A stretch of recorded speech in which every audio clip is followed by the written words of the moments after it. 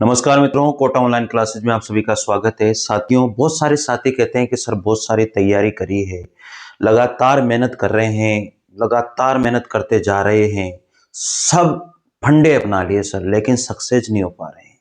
मैं आप लोगों को आज 4 स्टेप बताने वाला हूं, केवल 4 स्टेप। अगर वो 4 स्टेप आपने फॉलो कर लेना साथियों, मैं गारंटी दे रहा हूं, ईमानदारी से फॉलो करनी चाहिए, पर ऐसे नहीं है कि कर लिया हो गया, ऐसे नहीं होना चाहिए। गारंटी दे रहा हूं, आपको कोई सक्सेस होने से रोक नहीं सकता। आप एक बार सुनिएगा कि 4 स्टेप अपने जीवन की अगर आपने फॉलो कर ली तो आपको कोई भी कंपटीशन हो, कोई सा भी कंपटीशन, आपको उसमें सफलता 100% मिलेगी, ये मेरा दावा है। ठीक है, तो उन 4 स्टेप को आज हम जानने वाले हैं। आप बने रहिए। मेरे पास कोई पीपीटी नहीं है, कुछ नहीं है, बस एक सिंपल सा इंसान हूं साथियों, और आप लोगों को हमेशा सही सलाह देने की मार्ग पर मैं चलता हूं, ताकि जो भी स्टूडेंट मेरे से जुड़े हुए हैं वो स्टूडेंट कभी भी अनलकी या अनसक्सेस नहीं रहे। ये मेरा हमेशा ये रहा है। तो मित्रों, निश्चित रूप से आपको फायदा मिलेगा कि सफलता प्राप्त करने के लिए 4 स्टेप कौन कौन से हैं। आप खुद को महसूस होगा कि यार ये हमें फॉलो करना चाहिए। सबसे पहली स्टेप क्या है? सबसे पहली स्टेप ये है, या तो ऑफलाइन, या तो ऑफलाइन आप, या फिर ऑनलाइन, या फिर ऑनलाइन। सबसे पहली स्टेप है या तो ऑफलाइन या ऑनलाइन। अपने सिलेबस को, अपने सिलेबस को कंप्लीट करें। PLET, कंप्लीटेड, यानी कि कंप्लीट आप करना चाहिए आपके सिलेबस को। पहली बात तो यह है, अगर आपने आपके सिलेबस को जो है ऑफलाइन या फिर ऑनलाइन किसी भी स्तर पर अगर एक बार कंप्लीट कर लिया, ये तो बात हो गई पहली स्टेप। या तो ऑनलाइन या ऑफलाइन, कैसे भी आप अपने सिलेबस को क्या करेंगे? कंप्लीट करेंगे साथियों। ठीक है, पहली स्टेप। दूसरी स्टेप क्या होगी यहां पर? जब आपका सिलेबस कंप्लीट हो जाएगा, सिलेबस कंप्लीट हो गया साहब, हमारा हो गया कंप्लीट, लेकिन सिलेबस कंप्लीट नहीं होने के पहले भी प्रत्येक सप्ताह, याद रख लेना इन बातों को, सक्सेस होने का मूल मंत्र दे रहा हूं मैं आप लोगों को। ये अगर 4 स्टेप अगर आपने कंटिन्यू फॉलो करी तो मैं दावा करता हूं किसी भी दुनिया का कोई भी एग्जाम अगर है ना, वो आपका नहीं निकल जाए, मेरी गारंटी है। बस आप सुनते जाइए, बस 4 स्टेप। प्रत्येक सप्ताह, प्रत्येक सप्ताह आपको जो है एक जो है टेस्ट देना है। प्रत्येक सप्ताह आपको एक टेस्ट भी देना है साथियों, मैं आपको बता देता हूं, प्रत्येक सप्ताह एक टेस्ट देना है, लेकिन ये एक टेस्ट जो है टॉपिक वाइज होना चाहिए आपका। क्या होना चाहिए? टॉपिक वाइज होना चाहिए। और एक टेस्ट आपका संपूर्ण सिलेबस के अनुसार होना चाहिए। संपूर्ण जो है आपका सिलेबस के अनुसार होना चाहिए।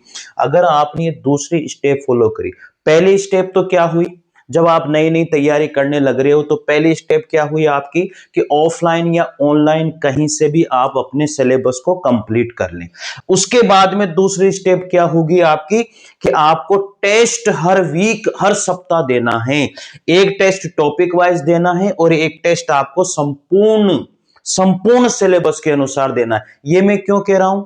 ये इसलिए कह रहा हूं क्योंकि आपने सिलेबस आपका कंप्लीट कर लिया है। तो 2 स्टेप हो गई, फॉलो कर लेना। मैं फिर कह रहा हूं, आपको सक्सेस होने से कोई नहीं रोक सकता, दावा है मेरा, देख लेना आप लोग। इसके बाद में तीसरी स्टेप यहां पर क्या होनी चाहिए? तीसरी स्टेप यहां पर यह होनी चाहिए कि आपको सिलेबस पता है या नहीं है। ये तो सबसे मेन है भाई। ये तो मैं कह रहा हूं पहली स्टेप ही होनी चाहिए। सिलेबस आपको पता है या नहीं है, ये पहली स्टेप होनी चाहिए आपकी, लेकिन कोई बात नहीं है। अब तीसरी स्टेप आपकी यहां पर क्या होनी चाहिए कि जब आपने टॉपिक वाइज टेस्ट दिया, आपने टॉपिक वाइज टेस्ट आपने दे दिया, आपने साहब यहां पर जो है संपूर्ण सिलेबस के अनुसार भी क्या दे दिया आपने? संपूर्ण सिलेबस के अनुसार, सिलेबस के अनुसार भी आपने टेस्ट दे दिया, अनुसार टेस्ट दे दिया। ठीक है, ये दे दिया आपने टेस्ट संपूर्ण सिलेबस। अब इसका आपको करना है एनालिसिस। यानी कि आपको ये देखना है कि मेरी कहां कमी रह गई। इन दोनों टेस्ट की कमियों को आप देखोगे, कहां कमी रह गई, कहां कमी रह गई है, कहां कमी रह गई है मेरी, ये चीज आपको देखना है। अब आपका जो भी टॉपिक कमजोर है उस टॉपिक को आपको पढ़ना है, बस उसमें लग जाना है और उसे एकदम ऐसा कर देना है पक्का कि कहीं से भी अगर अगला संपूर्ण टेस्ट में दूं तो इस टॉपिक का एक भी क्वेश्चन मेरा बाहर नहीं जाना चाहिए। साल भर फॉलो करना है आपको, ये चारों स्टेप साल भर फॉलो करना है। तो सबसे पहली बात आपकी क्या हो गई कि आप ऑफलाइन या ऑनलाइन आप अपने सिलेबस को कंप्लीट करेंगे। दूसरी बात क्या हो गई कि आप हर वीक में एक टेस्ट आप टॉपिक वाइज देंगे, एक टेस्ट आप संपूर्ण टेस्ट देंगे सिलेबस पूरा होने के बाद में। तीसरी स्टेप क्या हो जाएगी यहां पर कि आपने टेस्ट दे लिए, टेस्ट देने के बाद में उनमें आप देखेंगे कि इनमें क्या कमियां रह गई, जो मेरे ये क्वेश्चन गलत हो गए। अगर आपने पूरा एनालिसिस किया तो फिर आपको सक्सेस होने से कोई भी नहीं रोक सकता। फोर्थ स्टेप पे हम चलते हैं। पांचवी, ये फोर्थ स्टेप हो गई, अत्यधिक अत्यधिक सामग्री को इकट्ठा नहीं करेंगे, इकट्ठा नहीं करेंगे। अत्यधिक सामग्री को हम इकट्ठा नहीं करेंगे भाई साहब। हम बहुत सारी किताबें इकट्ठा कर लेते हैं, उस टीचर ने बता दी, उस टीचर ने बता दी, उसने ऐसा कर दिया, अरे उसने ये किताब बताई है, अरे उस लड़के ने ये किताब बताई है, बस लेके आते रहते हैं, लेके आते रहते हैं, लेके आते रहते हैं और इतना भंडार कर लेते हैं कि जो भैया हमने तैयारी करने के लिए जो पढ़ा था वो तो छूट गया और जो हम लेके आए बस उसको लग गए। फिर 15 दिन बाद में फिर किताब लेके आ जाएंगे, फिर उसमें लग जाएंगे, फिर 15 दिन बाद में फिर किताब लेके आ जाएंगे, उसमें लग जाएंगे। बताओ आप कितनी किताबें पढ़ सकते हो? आप पढ़ सकते हो क्या? एक लिमिटेड सोर्स होना चाहिए। मैं फिर कह रहा हूं, हजारों तरीके की किताबें मार्केट में है, बेवकूफ बनाने के लिए आप उन्हें मत लीजिए अगर आपको लगता है कि ये मेरे काम की नहीं है। हजारों किताबें, हजारों, आप जिस भी किताब को रखो, एक किताब को रखो जो अच्छी है। मैं हजारों हैं, हजारों किताबों ले लोगे क्या आप? हजारों किताबें खरीदने की जरूरत नहीं है। एक किताब इस सब्जेक्ट की है, एक इसकी है, एक इसकी है, एक इसकी, एक बार बार उन्हें रिवाइज करिए, बार बार पीवाईक्यू क्वेश्चन निकालिए, बार बार प्रीवियस ईयर जितने क्वेश्चन आए उनको करिए। एक किताब ये जरूर मैं कहूंगा कि क्वेश्चन की जो व्याख्या वाली किताब है ना, वो किताब आप जरूर ले लीजिए, या तो दिशा वाले ले लीजिए या उजाला वाले ले लीजिए, कोई सी भी किताब ले लीजिए। हजारों किताबें हैं इसकी भी, पुराने पेपर जितने भी हैं उनका सॉल्यूशन और उनकी व्याख्या वाली किताब आप 100% अपने पास रखिए, उनको देखिए, पुराने पेपरों को देखिए कि क्या इस तरह का क्वेश्चन और इसमें से बन सकता है। इन सारी चीजों को आपको एनालिसिस करना है और कमियों को दूर करना है। आपको सक्सेस होने से कोई नहीं रोक सकता, यह मेरा दावा है। जिसने इन 4 स्टेप को फॉलो कर लिया ना, कोई सक्सेस होने से नहीं रोक सकता उसको। ये सोच लेना, उसके संघर्ष की कहानी वहीं खत्म हो जाएगी। अब पढ़ने का तरीका देख लो, कैसे पढ़ा जाता है। बहुत सारे स्टूडेंट को पढ़ने का तरीका ही पता नहीं है। मैं बता रहा हूं ना, पढ़ने का तरीका। एक वीक होता है, पूरा का पूरा एक सप्ताह होता है, पूरा का पूरा क्या होता है, एक सप्ताह होता है भाई लोगों, ये पूरा एक सप्ताह होता है। ठीक है, सुन लेना मेरी बात को। इसमें कितने दिन होते हैं? 1 2 3 4 5 6 और ये 7 दिन होते हैं। पूरे एक सप्ताह में कितने दिन होते हैं? 7 दिन होते हैं।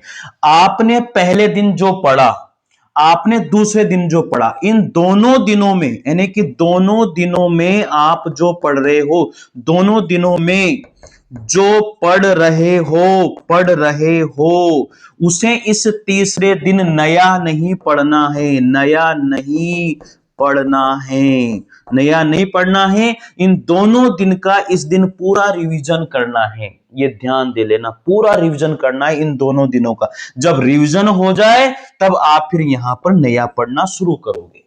जब ये दोनों दिनों में पढ़ी हुई चीज अगर तीसरे दिन में रिवीजन हो गई तो फिर आप उसका नया पढ़ोगे, फिर चौथे दिन नया पढ़ो, पांचवें दिन नया पढ़ो भाई साहब।